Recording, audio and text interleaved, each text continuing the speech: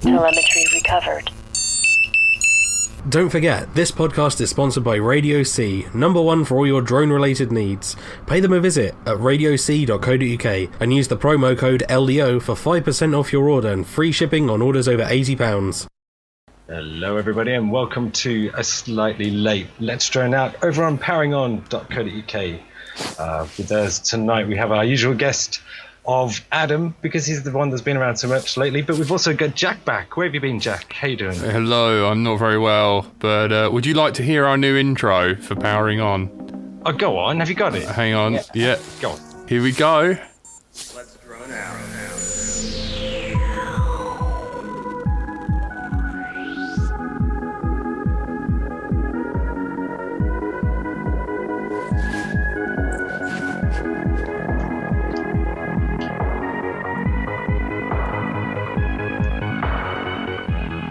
What do you think of that, guys? Let's drone I'm out. liking it. Schizo, some ESC noises. There you go. I thought I'd play you that. That's made by Cole Anderson. Thank you very much. So that will be playing on the beginning of our shows. Yeah. So sorry, I didn't get all the way through the introductions before we had that. Sorry. Jack, welcome back. Thank you. Adam, welcome to the show. And our Thank guest you. for tonight is NJ Tech. Hello. Yeah. Welcome to the Let's Drone Out. We're sorry for Pleasure to starting be a little here. bit later than usual. We had a few gremlins, and Jack is ill. He Yeah. is very ill. He shouldn't have eaten those gremlins, should he? Yeah. I Are know. you doing this from the toilet, Jack, or not? No, believe it or not, no. I'm doing it from the end of my bed. Yeah. No, that it maketh that what you will. Well, it's always exciting. So, actually, NJ is one of the local flyers to me. I was lucky enough to actually meet him through YouTube. We're kind of connected. But for me, in the last sort of month, I've met so many local flyers, and it's actually brought home how actually widespread this is starting to be. Facebook groups popping up and everything. So it's a pleasure to have you on the show tonight, NJ. Thanks very much. Yeah, it's a funny thing, isn't it? I mean, the area where I'm living now, I'd kind of only moved there within the last couple of years. And one of the first things I did was set up a Facebook page, thinking that there must be other people around here that are interested in doing this. So I set the page up, and it didn't really get, other than the few people that I knew, it didn't really get much response. And then one of my subscribers spotted from the area that I fly in, spotted where I was, and then said, hey, you must be a local boy, come over to our group. This is the name of the group. I joined said group, which of course had you in it, and 60 other strong members, which was fantastic. And then there you were, all hiding in plain sight. Exactly. No, it's quite interesting because I've been looking around for myself, thinking at some point there must be other flyers local that can fly, and it was true to form. They were there. I mean, the group's growing quite quickly as well, I think. So it's a bit of a mouthful. Big shout out to the Bedfordshire, Herefordshire, Buckinghamshire, and Cambridgeshire multi-roadie flyers. Absolutely. Hello, chaps. Because I got the whole NJ. I didn't realise it was his name. I thought it was like New Jersey. I've like come on thinking that I can crack some Staten Island jokes and stuff, and Ncast and rubbish internet jokes, and then it turns out he's one of us. So He's a Brit. Do you know what? It's Yeah. not the first time I've heard that, actually. I've had a few people from New Jersey say, "Where do you fly, man? Tell me, we'll have to hook up." And I'm like, it's probably going to be a bit of a trip. There is an NJ Tech meetup group, isn't there? That was the first thing I found when I looked you up. Oh, Yeah. is that so? yeah, that's it. Good luck getting that domain. Yeah.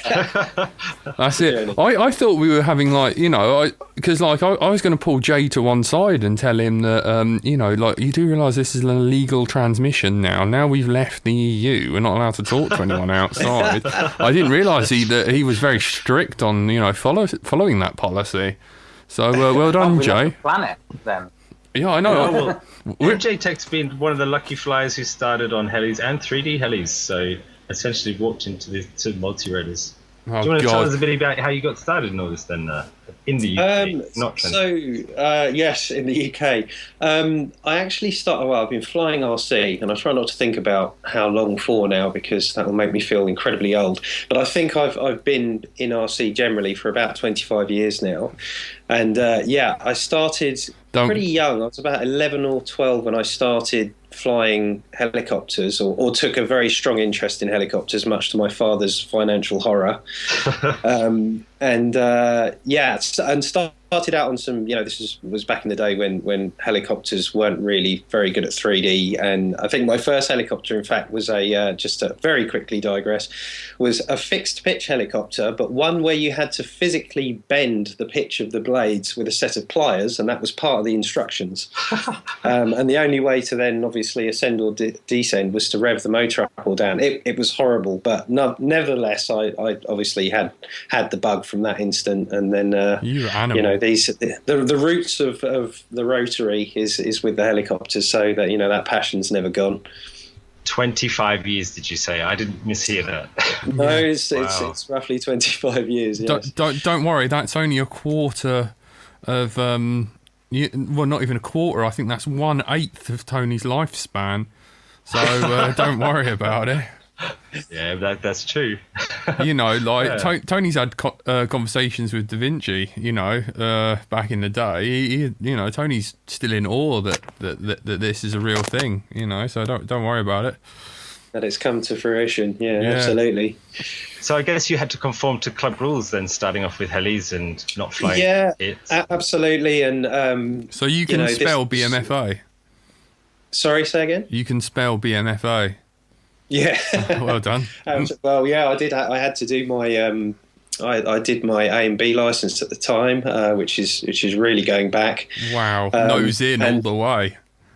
Yeah, it was. It was an interesting time, but I mean, there are things that moving from that, and it wasn't that long ago that that I started. I'd probably say 4 or 5 years ago, I started taking an interest in the multi-rotor stuff.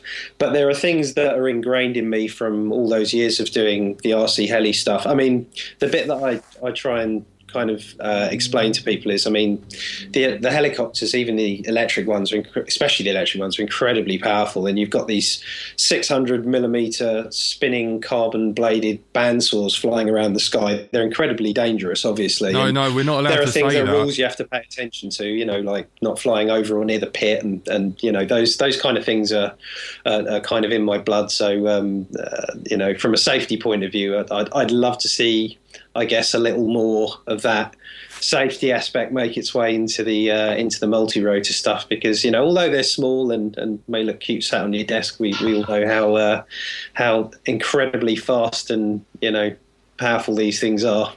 I guess this is a slight reference to someone known as Loose Cannon around the and I suppose that's important, actually. And I mean, I read a post just recently where someone was flying in a park and people were getting all edgy about it, and I suppose people are starting to see as people fly in different spots. So I guess if you can at least be safe in some specs and have that core aspect to it, then it's ultimately going to help it for everyone. Yeah, I think so. And most of this stuff is just, it's just common sense, really. You're obviously trying to look for places that are, secluded, away from dog walkers, somewhere that your spotter can easily see, all the places you're going to fly. It's, as I said, it's just some real common sense. But I mean, I do think it's the big one for me is, don't fly over or near the pit where everyone's sitting, because if someone next to you is in a set of goggles, they don't want to, be flying and suddenly hear something, almost take their eyebrows off. Yeah, I mean, I don't know. They're the.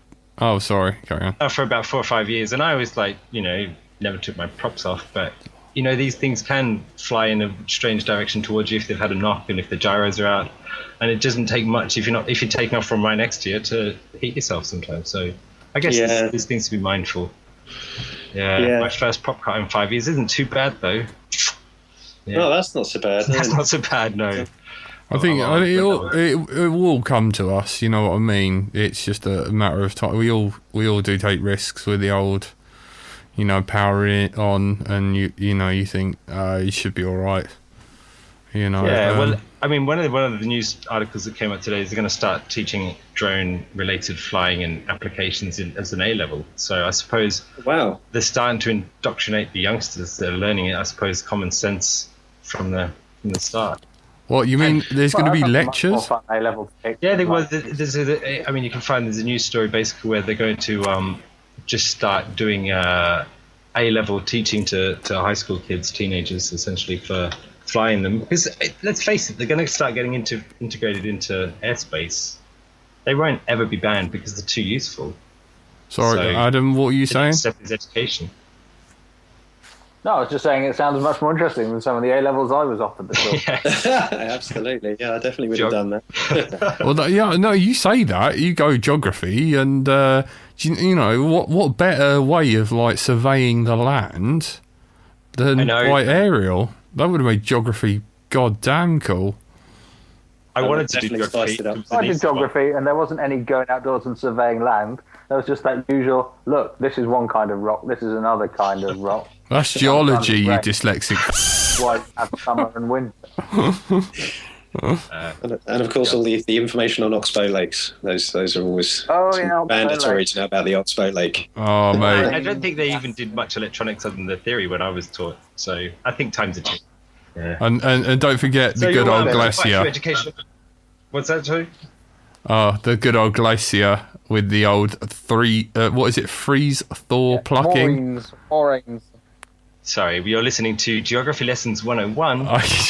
It always happens when it's me and Jay, innit? Get the lawnmower out. Lawnmowers Yeah. or something else. Well, let's bring it back a bit. I mean, speaking of education, though, I've watched quite a few of your videos on some of the maneuvers, NJ. So that's pretty interesting for me because I guess I'm quite a late starter to FPV to a lot of people that listen in, but yeah, it's quite good to just go through this quite slowly and see the maneuvers, similar to what Joshua is doing. So. Yeah, it's an interesting one. Again, I guess it was just that background in flying line of sight with the helicopters, and having an aversion to crashing, I guess, because crashing helicopters is incredibly expensive. And we're at a point now where you can, I guess that's part of the attraction. You can just crash quads and not have to care too much because most of the time it's just a couple of props. Whereas with the helicopters, you could, if on an average crash, you're probably at least 150 pounds down, and all the time it takes to put the thing back together. So concentrating on really smooth, clean flying and making all your inputs smooth and getting it to track nicely, and the mechanical setup, all those things were that I think were really important. A lot of that can translate across in a really positive way to the multi-rotors, and people do, especially when they're starting. Everyone's got their favourite pilots. They'll go and watch a Charpu video or a Schizo video, and they'll, as soon as they've worked out what they have to do on the sticks to do a roll or a flip, they'll go out and they'll just bang the sticks around, and they're just constantly correcting. They'll overcorrect, then recorrect, and it will end up looking very, very messy. And then they, by default, then go, well, it's the tune. The tune's not right. And it's like, well, hold on. Have you tried tracking in a straight line and taking your hands not off the sticks, but leave them centered? See what the quad does. And then when they're surprised, when ability is important rather than tuning, you're going to be really upsetting a lot of the shows were back catalogue. Yeah, I think there's definitely that was something that I really wanted to point out, and it was one of the videos that I put up that I think has probably it seems to be the one that's been the most popular, and it was really talking about what not to do. Rather than doing too much, do less and let the quad do some of the work. If your quad's well tuned, if you have the eye turn well tuned, if the quad tracks nice and straight, and you want to go in a straight line straight ahead of you, let the quad take you in a nice straight line. Make your input smooth. Track around in nice clean turns, because it's all of these smooth inputs that I think really give the pilots that we refer to as having flow to their style. If you actually ever get to see any of the stick inputs, and I really mean pilots like Johnny FPV, obviously Charpu, Juz, these guys, there's nothing erratic about what they're doing. They're really beautiful smooth inputs. And you can tell they put a lot of time in on the sticks as well, and I think that's a big part of it. You can end up sort of going backwards and forwards and blaming the tune and the expo and the rates and my center stick's not right and I'm using the rewrite. I should have been using Lux controller, and you can get too lost in that. I think that the big thing is find something that works, get it in a good state, and just continue to fly it. In fact, just to quickly digress, I did speak to one of those particular pilots and I said to them, out of interest, what are your current rates and settings? And I try and make a habit not to ask these kind of things because I know they probably get bombarded with it. All PID set to 4. I said, what's the what are your settings? At which point I was given the answer, do you know what? I don't know. I haven't actually checked my settings in like almost a year. And wow. that said it all to me. And that was like, well, there you go. There's someone who's every time they've gone out and gone flying, their muscle memory is building because they're getting the same thing on the sticks every time. If you, and I'm guilty of this, and a lot of people are, if you go home and you tinker with the settings, you change your rates, you go out the field, you come home, you tinker with stuff more. Every time you change something, you're working against your muscle memory. You have to do a little bit of relearning. It's a few steps backwards each time. So I think it's important to try and get the quad close and then spend a good amount of time just working with the quad where it is to help develop your muscle memory and keep minimize the variables, I guess, is what I'm trying to say. I guess for me, I close your ears, Jack. I left mine on stock and learned to fly how it was flying, but it was flying reasonably well. But it's not perfect, and I suppose there's a balance between getting the stick time in and getting it tuned to the point. But some of us are blessed with better tuning abilities. I mean, the rumor goes that you wave your magic wand and the quad's tuned much better than it was. Shut up, Jay. Because I knew that would render you speechless. yeah, I was just like, I'm going to get him. Don't let me come up there. I'll be close. I'll be in Hobby King this weekend. In fairness, right, the stock beta tune, like Joshua Bardwell said, it's pretty impressive.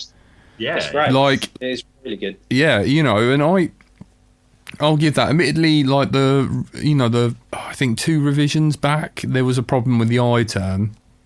In which case, all right, I'll let you have that one, Jay.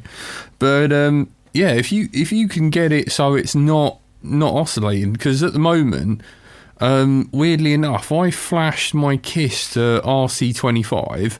I've left it on RC25, and essentially what I had was, if I give it full throttle in a straight line, I do get either prop wash or some bad oscillations. And so I've gone on to the throttle attenuation, the TPA, and I've clicked that on default, and I absolutely hate it. I'm so used to having this sort of like linear throttle curve. I also tried out the whole like PIDs adjustment, where if you have a fully charged battery, it lowers your PIDs, and then as your battery discharges, it gives you more PIDs. That I equally hate. So I've got it at also on the KISS firmware. Yeah, it's all on the KISS firmware. So okay. I've got, I've got basically 100% when the battery's at 100%. When the battery's at 60-70%, it's still at 100%, and then towards the end it's 120%, just to kind of bring me back home. Yeah. But I think it's the beta flight equivalent. They can't possibly match it. Yeah, it's VBAC VRD compensation, I think, is the beta flight equivalent to that. It's interesting. They're both, I think beta flight and the KISS firmware are starting to share a lot of similar things. But I mean, it's great because they're all kind of good things if you can get them to work for you. Yeah. But it's an interesting thing to try and test. I mean, the main thing is that you're trying it. I think that the biggest problem I see is people get a little bit afraid. They get it somewhere to the point where they think, okay, it's kind of like not as bad as it was before, so I'm now not going to touch anything. And, I try and encourage people to, leave everything at stop, but maybe start taking the P's up. Find that oscillation point. It's not going to fall out the sky. It's not going to destroy itself. But you kind of, certainly with P term, you want to find out where that oscillation point is to be able to know, and then dial it back. Yeah. Yeah. I mean, it's easier if you've. I mean, I really do, and I'm very much with in Joshua Bardwell's line of thinking here when it comes to the black box being an absolutely essential tool for I say an essential tool if you're like-minded in the fact that you want that very last 10% of your tune to be as great as possible, and you want that peace of mind of knowing the data's there to also say, yeah, this tune's great. The black box is invaluable. I think that's a really that's a great invention that I believe that was Dominic, wasn't it, that came up with that? No, it was a pull request, and oh, is that right? Yeah, he mentions it in a video. Yeah, it was a pull request, and Time Cop said he didn't want to use it. I mean, admittedly, because back in the day, the Rev 5s were the only one with the onboard chip, the Deluxe. So for the racers, they didn't have any onboard chip. And then luckily enough, they were using the Open Logger. And Dominic was like, this is great. So he used it. And then obviously on the Rev 5, it was literally 2 minutes of flight. But I find that if you do use the black box, it gives you quite a robotic, like really sort of locked in feel. Sometimes you want that drift for the momentum. So yeah, I guess it's all down to what kind of feel you're after. And I think that like the latest Betaflight 2.9 has done Boris has done a really nice job in kind of rounding out two different feels with the measurement and error D-term options, and measurement gives you that slightly more, I guess, sort of organic feel, whereas the error will give you something that's a bit more robotic, which is more in line with things like how 281 felt and a lot of the previous ones. But it's getting better and better. I mean, I'm really really loving what Boris and the team have done with Betaflight, and I'm one of the unfortunately I'm just one of these people that have a compulsion to live on the bleeding edge, and when release candidates go up, I'll be the first to jump on and test out the new stuff and feedback. I'd never mind doing that. I'm always excited to see what new ideas get brought to the table. So as long as you're not one of those people who are like, no, this doesn't work, and it turns out to be hardware. Oh, for fuck's sake. No, certainly not. I mean, the first thing I do, I mean, I'd always try and isolate a problem first before I start complaining about what I think might be a bug. But most of the time, you've just got to read. I mean, the Betaflight thread's incredibly difficult to keep up with. I've given up. It moves at the speed of light. But you do have to do a fair bit of reading to try and keep on top of everything, and I usually wait to see in 3 or 4 pages whether anyone's experiencing a problem before I'll pipe up and say, actually, yeah, I'm getting the same issue. So yeah. Speaking of issues, you had a problem with your ESCs, didn't you, recently? Yes, the new the Emax BL Heli S 35 amp Emax Lightning series ESCs, which have just been recalled. Fire. And apparently, there's a problem where they're resetting in flight, and in some instances they're actually just you're in the middle of the sky. They literally go. Some of them have been going straight into calibration mode, which is obviously in the middle of a flight. It's not the best time to recalibrate your motors.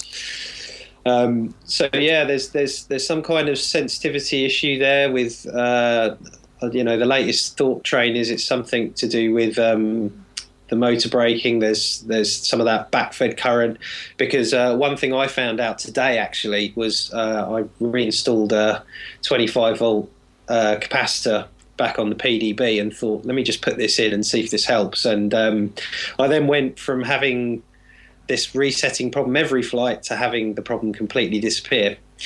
So, I mean, either way, it's a problem, and I've lost confidence in the ESCs. But so I hear Emacs are claiming it's only about 30% of those speed controllers that are out there that people are having problems, and they're so I hear honouring the people that want to RMA them. But again, there's talk of were these rushed out a little as soon as the BL Heli S thing was becoming the new thing to go for. But so your capacitor hack then it's a 1,000 microfarad. That's right. Yeah, 25 volt. Radial electrolytic capacitor.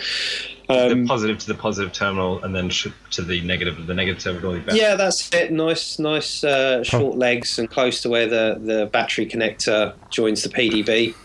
It just soaks up some of that backfed current from the motor braking. I mean, the ones that were pretty harsh on the motor braking, the reason that I think a lot of people jumped on trying that was actually with the Little Bees, which obviously became very popular. But again, they had a fair few people that had issues with them, and cameras. There's a few of them that caught fire. We have to acknowledge that. A resident expert in ESCs catching fire. Oh, really? Yeah. You're number one. I think you're up to thousands of fires now, aren't you? Yeah. I've cooked a lot of ESCs. I gave up on the Little Bees. I did love them. I was a big fan of them. I didn't find too much feedback problems with them. I mean, I think it's because I run a LC filter on my VTX and camera, so that kind of helped. So all the noise was left to the ESCs. And after a while, I think when it got to RC20, no, not RC. Is it 20? What is it? 25, 2.5 or 2.6? On BL Heli, like the last two revisions, because you're on 20. Is it 26 now? BL Heli, it's 14.6 is the latest version. Yeah, 4.6, 14.5. Yeah, because when it was 14.5, it all just started going to hell and back. It was too much of a harsh start.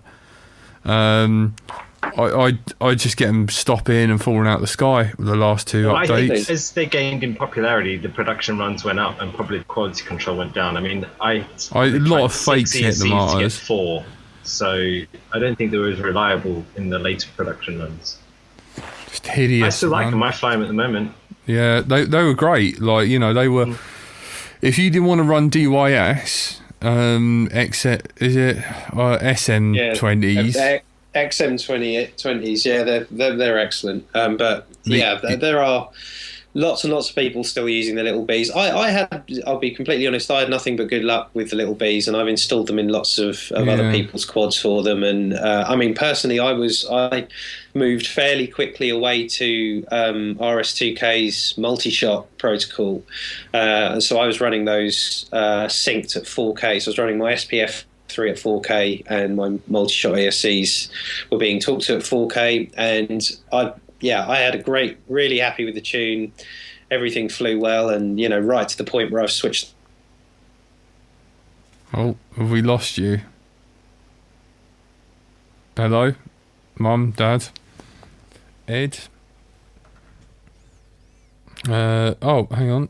Hello, guys, you lost me. I think that most of the aircraft might, inverted commas, fly themselves, but didn't even notice I was gone. Warnings, don't they? There's every one of them that I've ever seen has had a pretty clear, easy to follow, cartoon level diagram telling you what you shouldn't do. If you read it. If you read it, but it's right there at the top of the box, and you can't. There's no accounting for arseholes. So going back to when you had to build a plane, and then you'd have to find somewhere to fly a plane or even a helicopter, but now you can build them without having to find that. But I think the coming about of where does people start from scratch, the sharing of the knowledge that exists now in these community, people that have got together in different parts of the world, they share the knowledge, they share the wisdom, and hopefully teach a little bit, because let's face it, it's more fun together. Guys. Yeah. Can you hear me? We can hear. Yeah, we can hear. Basically, I disconnected from Skype, and I've missed half the podcast. I got down to, we were arguing about Little Bees and 4K tune, and you guys have carried on, you know, and I kind of... Sorry. Can anyone in the chat, is anyone still listening? Does anyone care? I don't even know if we're still connected. What's gone on? When did we get onto planes? Oh, are we not live anymore? I don't know. Yeah, apparently. We're probably live now if Jack's back on. You only disconnected from Skype. No, we were just going on to how people get into the hobby and what they were flying, and how you control perhaps more of the safer aspect from what came about. People going to a high street store like that. And you were making a very reasonable point that probably the best way is just the community aspect, which sort of happens by default. Well, you know, it's interesting that I think especially the FPV side of it, it's kind of still a subculture, and it's weird for a subculture to exist in the world now with the sharing on the internet, but it's still a culture where people go out and fly and congregate from all sorts of walks of life, and that's the community aspect, and that's the sharing knowledge aspect. And Absolutely. But it's very rare, especially now, for anyone to be flying an FPV in a naughty way. Oh, I don't know about that. Well, technically, if you didn't have a spotter, you're naughty doing it. or practically naughty. You know, a lot of people go out with a field without a spot. Because I do think there's two different sides of it. People would definitely go out to fields and practice without a spotter, fields miles from anywhere, and technically that's quite naughty. But in practice, the FPV people are not charging down the streets of London or, causing trouble in too public a place. I don't think, in my experience, there's a certain level of sensible. I think one way to address that is if people thought if I was sat in the court with the CAA prosecuting me for what I've done, how would I stand up to it? And if you said, well, I looked around, there was no one there, and you were sensible about it, then you stand a much better chance than if you were just completely reckless. And I think that's the kind of idea that if I had to explain my actions, how well would it go? And in practice, your actions are far more likely to impede upon people and therefore catch the attention of the FAA if you do it somewhere you shouldn't. If you're flying in a park full of people, then you kind of, your actions exactly. are... Then you basically deserve everything you get. Whereas if you're flying in a park, nobody is around you had a recce first, and blah, blah, blah. It's the sense and risk. It's kind of the risk assessment sensibility. Should I fly this? Yeah. Is it a little bit risky? Yes. Can I mitigate it? Can I fly it still? But almost like the risk assessment without the necessity of filling in a ridiculous... If you have the idea in your head that at least I've checked first in my head before I fly wherever you are that, you're safe enough for they're not going to prosecute you, I don't think. If you're flying a legal channel and the coppers turn up and then they might, as I think is happening. The power output of your BTX. Yeah, now that's more likely to get more and more attention as more and more technology goes mobile. So it's an interesting time, I think, for people to keep it safe. And yeah, I think the main thing, though, as you rightly point out, is if you are just getting into it, find out who around you is doing it, because if you can find that community hub, even if it's 10 people or the bigger the better, you've got that wealth of knowledge. You've got people that have made the mistakes before you to stop you making the mistakes, and you've just got the knowledge pool there to make sure that you do everything correctly, and you've got the help and advice that you need to go along with it. So yeah, I think that's definitely up there in the preliminary steps is find like-minded people near you, and that will make your journey into the FPV a glorious one, hopefully. For anyone listening, don't forget that NJ and Jack both rebuild quads for other people. I was about to say, you ideally want to find a community with Jack in it. Yeah, but the truth is the communities sometimes also give away free stuff that's no longer serving other people. It's good if you're starting out to get often started on a good footing, and Yeah. Anyone listening to this, all right, whether it be on iTunes or anything, the next 10 subscribers, everyone else does this on my show, so I'm going to start it. The next 10 subscribers, I'm going to give away a sticker pack and some props and some other goodies. So if you follow Right Until I Fly on YouTube, because I basically need like 9 more subscribers to make 100. You on know my what we haven't even YouTube. done? We haven't even introduced Oh, Hills Jack. either. Can I have a sticker? Yeah, you can have a sticker. I'm going straight to my YouTube account now. I'm not even sure I'm telling you. What were you saying, Jay? Yeah, so where do people find your videos for learning how to fly these things, NJ?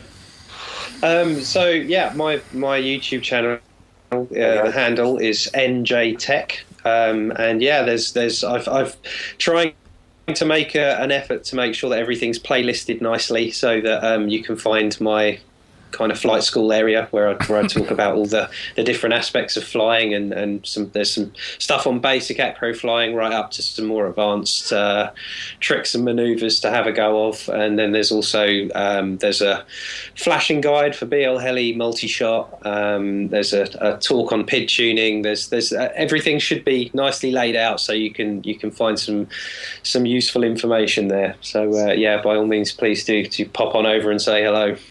Yeah. FPV backpack. Ooh. Yes, that was a recent one. Yeah, I'm having it. Trying to stuff as many things into the smallest backpack that you can it's quite an art form actually, but one seem to enjoy. Yeah, quite. Well, I've got a top tip for you. You should offer to review some backpacks for a magazine because they never ask for them back. I've got some excellent drone backpacks. Yeah, very nice idea. We could do a giveaway. I don't tell anyone that, by the way. Okay. Yeah, well, I think we just have. May have done, yeah. But I can strongly recommend the low pro one that they sell, which is sort of phantom size. It's got a lot of lovely little cubby holes and it's very protective. So I reckon you could fit anything in, but that's a bit giant for a little quad, little 250. Does it have straps on the outside for more stuff? It does it actually? No, it's not. It's more got little pods inside that you can take out that fit round the fuselage. That's the number one thing for any backpack, I think, though. If you're having racer sized and stuff, Is that the stuff to hook on. Yeah, is that the you know the EFL DLG? Is that discus launch glider? Wow, you are looking back at some old videos there. Yeah, is that the one from Hobby King? No, that's I can't remember who makes that. The Elf is no, God, I can't remember who makes that. But it's a really premium little discus glider. It's so much fun on a hot day. It's you can have endless fun. If you get on a hot day with some thermals, that thing will just stay up indefinitely. You can just lay on your back and thermal saw it. It's incredible. I worry that you hit a really good thermal and it's just gone. It's happened to me. It happened to me a couple of times actually. It was just up the side of an approaching cloud. There was this huge updraft, and I felt it get into it, and I kept climbing and climbing, and then I thought, God, I'm actually in trouble here because I'm almost at the point where I'm going to lose it. So I had to start trying to dive to get it back down. So yeah, it very, very much can happen, but they're enormous fun. There's nothing quite as intriguing as keeping a plane aloft from just the energy provided by Mother Earth. It's quite an incredible thing. Okay. Oh, sorry, I'm having a look at your burnt out building in one. I can't remember. One of your freestyle videos. That's Houghton House. Oh yeah, which is up in Bedfordshire. Yeah, that's a really lovely spot. Really nice place. Yeah. That was Amped Hill. That's where probably that one is. of the best buildings to fly around off here, I think. Yeah, that was. It was I think it was my first time there, and you can see I'm fairly tentative about getting anywhere near the building. Yeah. But yeah, as in terms of kind of a few of those real nice sort of dream spots that have a bit of everything, there's kind of a couple of sort of dead trees there with sort of low hanging branches and things to fly in and around. There's obviously that building. But you had it with no cows there. Usually there's a load of cows in some. Oh, is there? Is there? Oh, right. Yeah. But, and you know Lockheed Martin for is the based. Just you can see Lockheed Martin from up there. Oh yeah, of course. They're only up the road, aren't they? Just up the road. Oh, check you out, man. Fat Shark Attitude and Faceplate. Check you out. Sorry, I'm just having a look at your storm dodging FPV, and you're running Betaflight 2.81 and yeah, Lux Flow air mode, SPF 3, and this is your 4K setup. So that's got your 4K loop time and your little B flash with multi-shot at 4K. That's the one. Yeah, and I was pretty pleased with the way that tuned up. It looks incredible RC rate, because like it flips on a dime. Or have you got the stupid mode activated? Oh, the Super Expo. So yeah, that's had kind of a big shift from as of late as to how the Super Expo and rates work, and it's actually a little bit like how the KISS system works. But basically, the Super Expo is now built into the rates, so the way you adjust rates is now also adjusting the curve itself. So that relationship, the more you increase the rates, the more you're actually increasing that curve as well.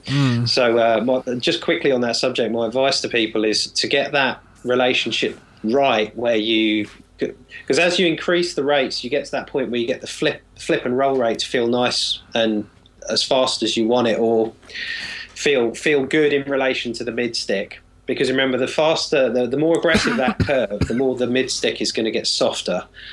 So what I tend to suggest is you adjust the rates now on the latest beta flight until the relationship between the mid stick and the end points feel good. So the mid stick feels good, the end feels snappy. When you've got that right, then go to the RC rate and move that up to keep that proportion, but to make the whole thing faster. And yeah, that where I think my RC rates are about 1.1 now, and the rates are about 85.85. So they, it is quite snappy, but it's still nice and smooth in the mid stick. So yeah, I'm really enjoying the way that controller feels. It's a lot like the old MultiWii 23 controller, which I've said to Boris before how much I love that controller, and there's definitely elements of that in the latest versions. I'm surprised you went with Lux rather than the rewrite. You know what I mean? Int. What made you switch over to Lux, you traitor? I haven't looked back since I went to Lux. Scumbag, both of you. Do you know what? For the 95% of my quadcopter flying time has been rewrite 100%. It's only in the last couple that I thought I will try out the Lux, the float math, and see how that is. And I've got to say I've been enjoying it. I actually have them on two different profiles. So I have profile 1 on float and profile 2 on the Intego, which is the the rewrite math. And I sort of flick between the two, but I'm now I'm swaying towards the float math a bit more now. You decimal point bastard. I think a while ago I tried Lux and I went back to MultiWii rewrite on something, and then just lately it just seemed better for just what I started with, and maybe they've made some. Maybe you should try it, Jay. Would you like to try a steak? I still think, I still think there's something about. I mean, the thing I used to really love about Rewrite was just that the mid stick feel on Rewrite was just fantastic, and I think that's why it was so popular with the racers as well. It was just so responsive, responsive and very lively, whereas I felt Lux was more towards the freestyle side of things. And I think, Boris is working hard, obviously, to try and cater for those two audiences, because they do. I wouldn't class myself as a racer at all. I do it for a bit of fun, and I enjoy it when I do it. But really, my what I enjoy the most is the freestyle stuff. So those smoother mid sticks are more important to me, I think. You know your 450. What did that run on? The 450, right? The old chip. I've still got it. My Franking quad, that was running on a NASA M, and this was back when the NASA M and the GPS, those two units, cost me £350 for the NASA M and the GPS. So that was going back a while, because you can pick up that with the F450 for an absolute fraction of that now, I think. But yeah, the F450 was just as I think it was pretty close to when that had just come out, the NOSA controller, and that flew pretty well. I was quite I had good fun with that, but the point where I started, it was built as a camera ship, and that's what it is really, because I put a gimbal under it, a gimbal to be able to do aerial filming. What gimbal? But the minute I took it out, it was actually just a cheapy Tarot gimbal. Oh God! It did the job, NJ's getting worse. Honestly, bloody doesn't use multi-wii. Probably never owned a KK2 board, and then he's like, I got a Tarot. I did have a KK2 board, and I will point out I still have my original OpenPilot CC3D and OpenPilot Revo, both of those projects back at their birth. What are your gains? Says White Spy. Wow. Really good. Do you know what that was back when it was kind of let's just push the sliders around and then go fly and see what happens. Mate, no D. The Bruce of learning. No D. It didn't do an awful lot, did it? Oh my God! Sorry. So we've been joined by Adam tonight, Jack, who's back, and hello. Back with you, and NJ Tech. Thank you very much. It's been a pleasure having you on the show. Thank you. Yeah, thank you very much for the insight. Do you want me to send you my? Oh my God! What was it? Yes. Should we send him a multi-wii board? No, keep going, guys. I have one that we can force him to build. That'll make a fabulous keyring. I got a multi-wii flip. Prospective YouTube subscribers should know that NJ Tech is only just short of his 2,000th subscriber, so I'm sure he'll offer you some sort of reward as well. Yes, we are indeed looking into a 2,000 subscriber reward. I should just very quickly say a big shout out to Mark Turner, who is he was my first real sponsor. Really fantastic chap that actually works in the Formula One sector, doing 3D parts for Formula One cars for Renault, Williams, and the likes. And he's a quad enthusiast who I got in contact selling some prints on eBay, and I literally said to him, I love these, but wouldn't it be good if you could adjust it here, here, and here, being outspoken as I was. And there was the birth of our relationship. And we've since been putting together and designing some very nice bespoke 3D printed mounts for QAV and other frames as well for HD camera mounts. So that's Mark at f1pvtech.com.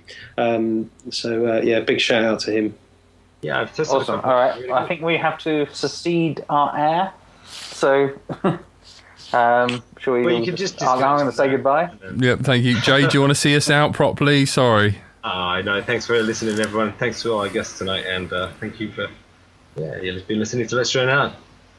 Can I just ask though? Was the keyring joke a Radio C joke? It wasn't a Radio C joke, but no. Don't forget our sponsors, Radio C. And the offer code LDO for 5% off. I think that still works. I'm not too sure. And it's free shipping when you spend a certain amount. Thank you. You've been listening to Let's Drone Out. Hannah, you're up next. Thank you and good night. Telemetry lost.